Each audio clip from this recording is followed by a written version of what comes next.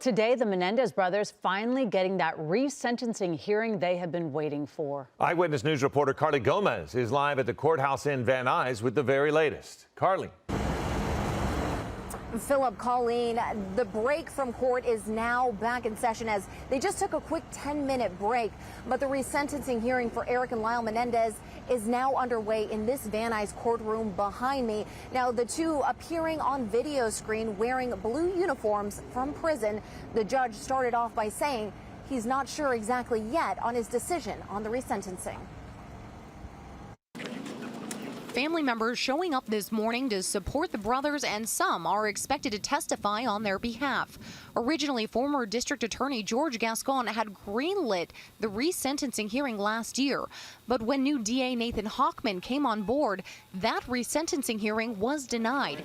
A recent documentary and Netflix drama has brought renewed interest in the case.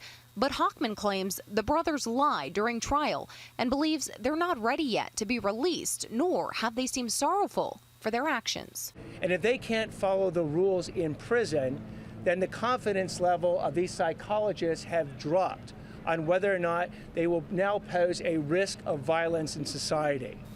During last week's hearing, the judge overruled the DA's office from trying to stop the resentencing bid based on a risk assessment.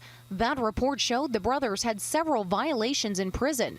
Now a judge will spend 2 days presiding over the resentencing, which is centered around whether the brothers have been rehabilitated in prison.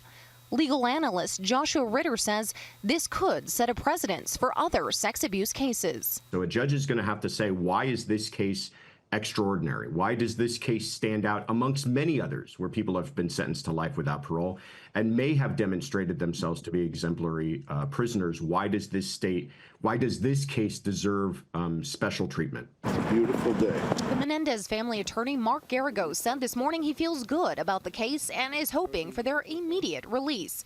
If the judge decides to shorten the brothers' sentence, it will still need approval from the parole board.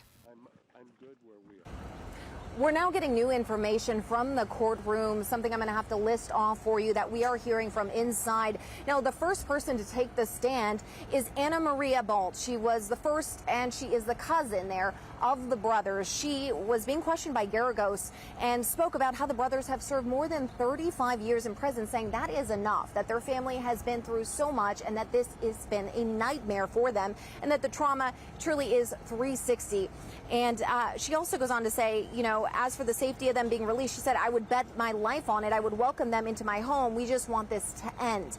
Now, we also know that the prosecution did come up and say right away out of the gate that they will not be calling any witnesses. Now, this could still take some time. We know tomorrow is day 2 of the resentencing hearing.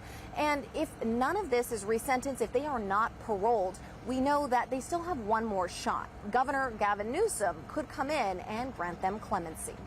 Live in Van Nuys, Carly Gomez, ABC 7 Eyewitness News.